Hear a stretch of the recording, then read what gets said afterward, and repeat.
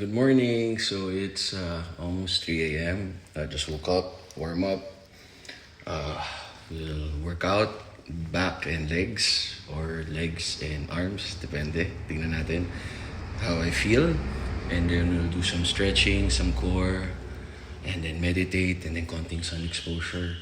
And then I think mag 8 years wedding anniversary na kami ni Mrs. So baka mag-staycation kami somewhere or punta kami ng beach. Baka bumiyahe kami mamaya. Tapos baka ang break namin na fast, baka mag-lunch buffet kami. Baka mag-spa date kami kasi gusto sa mga Japanese yung ganun mga onsen.